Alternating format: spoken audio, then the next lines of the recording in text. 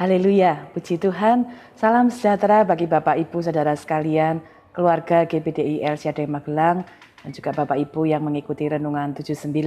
Kasih dan kemurahan Tuhan ada bersama-sama dengan kita.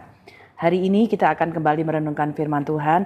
Pembacaan kita telah tiba pada kitab Kejadian, dan saya akan mengajak kita merenungkan bagian dari Kejadian pasal 28 dengan satu tema musuh. Ya, kita akan belajar dari pengalaman Yakub yang sedang ada di dalam pengalaman-pengalaman kehidupannya. Kita sudah membaca beberapa kisahnya di pasal-pasal sebelumnya, bagaimana terjadi masalah yang cukup besar dalam kehidupan Yakub. Dia ada konflik dengan dalam keluarga dengan Esau terutama, yang membuat dia harus melarikan diri dan dia berada di padang yang penuh bahaya. Nah, kita akan belajar beberapa hal yang berhubungan dengan kisah ini yang kita dapat terapkan dalam kehidupan kita. Seperti Yakub yang ada dalam masalah, ya, sebenarnya ini pun juga jadi gambaran dalam kehidupan kita bahwa kita juga punya pergumulan masing-masing dalam kehidupan kita. Ya, 2 Korintus 5 ayat 4 bagian A berkata demikian. Sebab selama masih diam di dalam kemah ini, kita mengeluh oleh beratnya tekanan.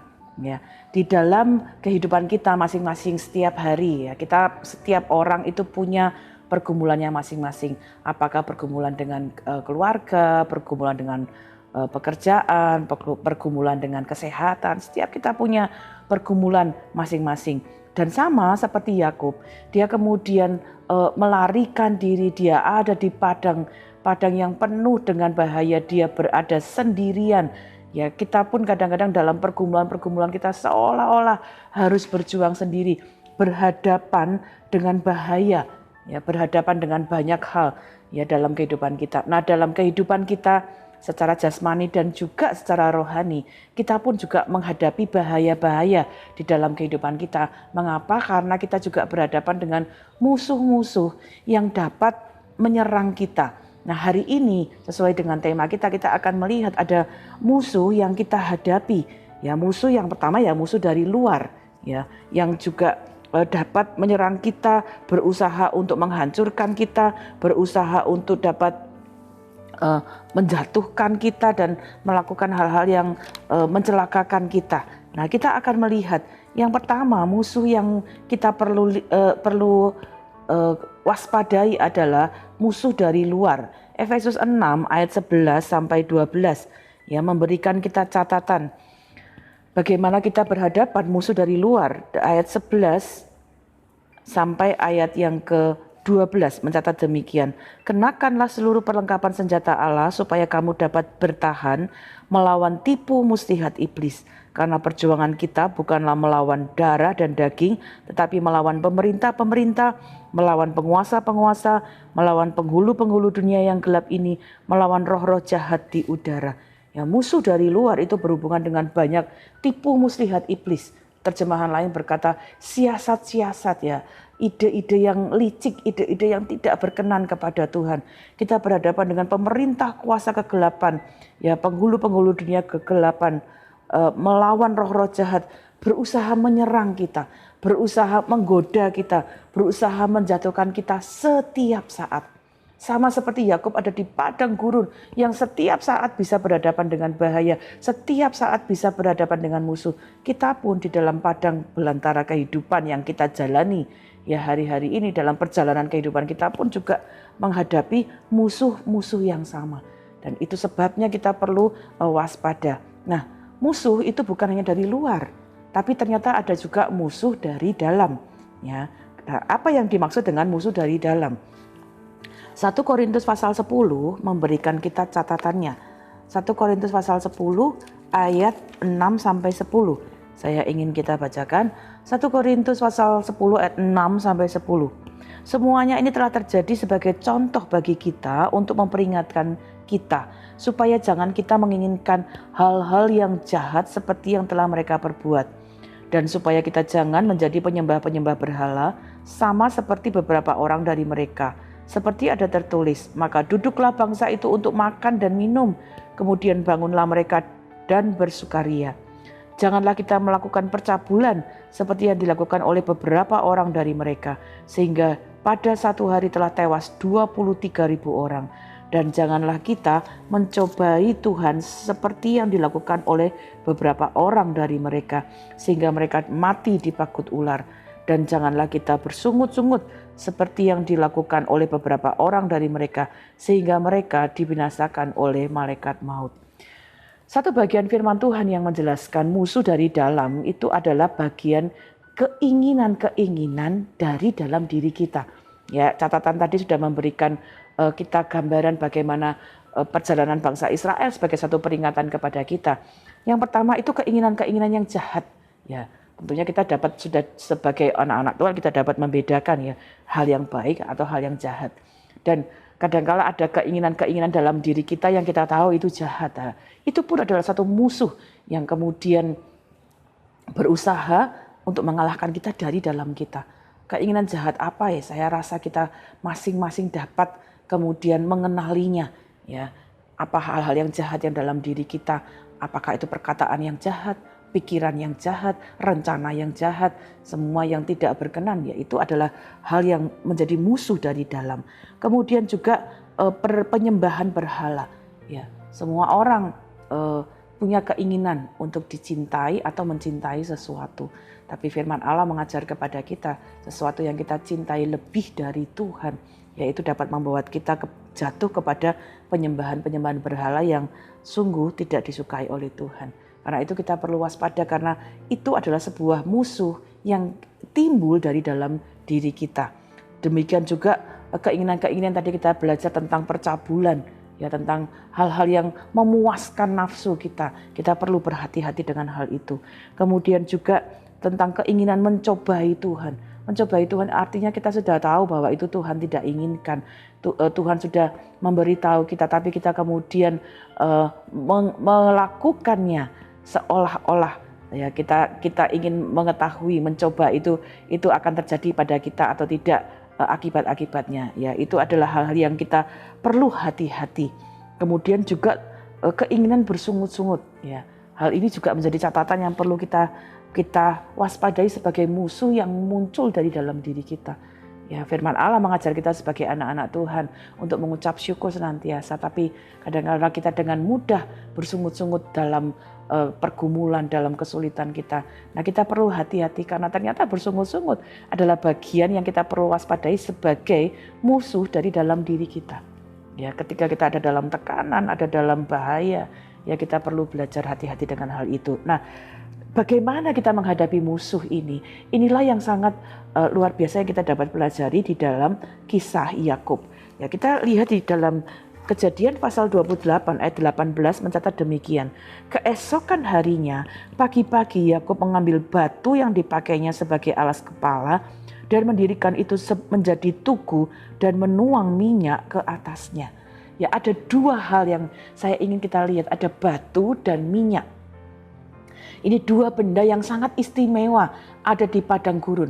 Ya, Yakub di dalam keadaan tekanan dan penuh bahaya, dia kemudian ada di padang gurun, dia tertidur, dia ambil batu, dia tertidur dan dia bermimpi. Ya, dan kemudian ada melihat malaikat naik dan turun, kemudian ada janji Tuhan yang diucapkan.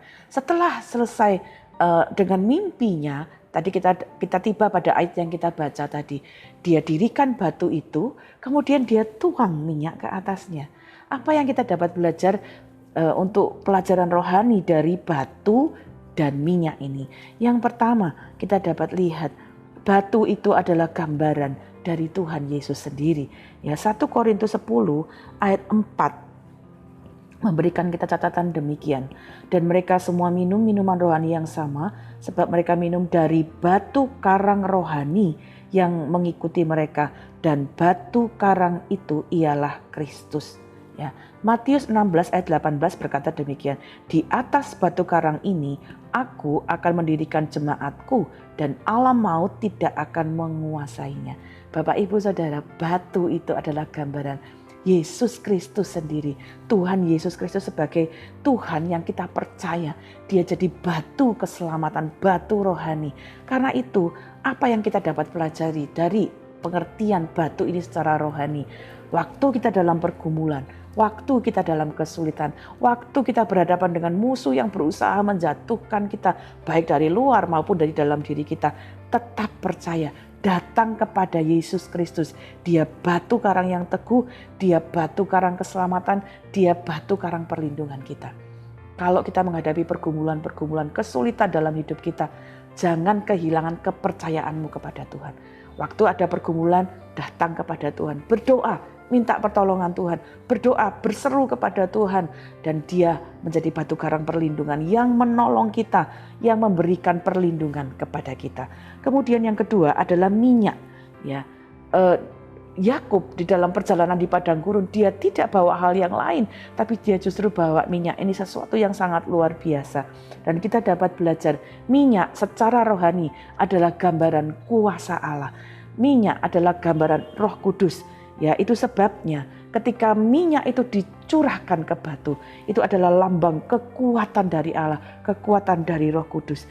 Yesaya 10 ayat 27 berkata demikian, maka akan jadi pada hari itu juga tanggungannya akan lepas daripada bahumu dan kuknya pun daripada tengkukmu, maka kuk itu akan rusak kelak oleh minyak. Ini adalah ayat yang saya baca dalam terjemahan lama. Menarik sekali bagian akhir berkata demikian. Maka kuk itu akan rusak kelak oleh minyak. Kuk itu gambaran tanggungan. Kuk itu gambaran beban yang harus ditanggung. Tetapi firman Allah berkata kuk itu rusak oleh minyak. Artinya kuk itu akan dilenyapkan. Kuk itu akan dibebaskan oleh apa? Oleh minyak. Adalah arti rohani bahwa ketika kita jadi anak-anak Tuhan, boleh ada pergumulan, boleh ada kesulitan, ya musuh menyerang dari dalam, dari luar, tapi waktu ada Roh Kudus sanggup memberikan kekuatan kepada kita untuk mengalahkan semua musuh, mengalahkan semua kuasa-kuasa yang berusaha menjatuhkan kita. Itu sebabnya hari ini kalau kita ada dalam pergumulan, jangan putus asa. Ada di dalam beban yang berat, ya, datang kepada Yesus Kristus, dia batu karang yang teguh. Lalu minta kekuatan dari Roh Kudus, dia minyak yang dicurahkan di dalam kehidupan kita sehingga kita memperoleh kuasa, kita memperoleh kekuatan. Firman Allah berkata demikian dalam 2 Korintus 10 ayat 3-5. Kalau kita punya Roh Kudus itu akan jadi kekuatan kita yang mengalahkan. 2 Korintus 10 ayat 3-5. Memang kami masih hidup di dunia, tetapi kami tidak berjuang secara duniawi, karena senjata kami dalam perjuangan bukanlah senjata duniawi, melainkan senjata yang diperlengkapi dengan kuasa Allah yang sanggup untuk meruntuhkan benteng-benteng. Kami mematahkan setiap siasat orang dan merubuhkan setiap kubu yang dibangun oleh keangkuhan manusia untuk menentang pengenalan akan Allah. Kami menawan segala pikiran dan menaklukkannya kepada Kristus. Ya, kalau kita jadi anak-anak Tuhan yang diperlengkapi oleh kuasa Allah, kita punya kekuatan di dalam pergumulan. Kita masih berjuang, kita masih harus berjalan. Tapi firman Allah berkata ada Tuhan yang menjadi batu karang kita. Ada kuasanya yang akan memberikan kekuatan kepada kita. Sehingga kita dapat menjadi anak-anak Tuhan yang tetap berjalan dan memperoleh kemenangan. Sehingga janji yang diberikan kepada Yakub di dalam mimpinya pun dapat menjadi bagian hidup kita. Kejadian 28 ayat 15 saya akan bacakan. Sesungguhnya aku menyertai engkau dan aku akan melindungi engkau kemanapun engkau pergi. Dan aku akan membawa engkau kembali ke negeri ini. Sebab aku tidak akan meninggalkan engkau, melainkan tetap melakukan apa yang kujanjikan kepadamu. Kalau kita tetap dalam Tuhan, dalam kuasa firman-Nya, cari janji Tuhan, pegang janji Tuhan. Apa yang Tuhan janjikan kepada kita, kemenangan bersama dengan Dia akan menjadi bagian dalam kehidupan kita. Amin. Mari kita berdoa bersama-sama. Bapa, kami mengucap syukur karena kami percaya di dalam perjuangan kami dalam dunia ini menghadapi banyak tantangan, pergumulan, musuh-musuh yang berusaha menjatuhkan kami. Ada Engkau yang jadi batu keselamatan kami. Ada Roh Kudus yang memberikan kekuatan kepada kami. Kami bersyukur Tuhan karena Engkau tidak pernah meninggalkan kami. Oleh sebab itu tolong kami jadi anak-anak Tuhan yang terus dikuatkan di dalam Engkau. Tetap percaya kepada Engkau supaya kemenangan yang dari Tuhan menjadi bagian dalam hidup kami. Berkati seluruh keluarga GBDI El Shaddai Magelang dalam pergumulan mereka hari-hari ini. Pergumulan apapun, pribadi, keluarga, pekerjaan, kesehatan, apapun yang kami alami. Tuhan tolong kami untuk tetap percaya kepada Engkau. Untuk kami tidak menyerah, berikan kekuatan dari kuasa Roh Kudus dalam kehidupan kami. Terima kasih Bapa, kami mengucap syukur untuk firman-Mu bagi kami. Tuhan adalah kekuatan bagi seluruh keluarga GBDI El Shaddai Magelang dan perisai kami. Kepadamu hati kami percaya, kami tertolong, sebab itu beria-ria hati kami dan dengan nyanyian kami bersyukur kepadamu. Di dalam nama Tuhan Yesus Kristus kami mengucap syukur dan berdoa. Haleluya. Amin.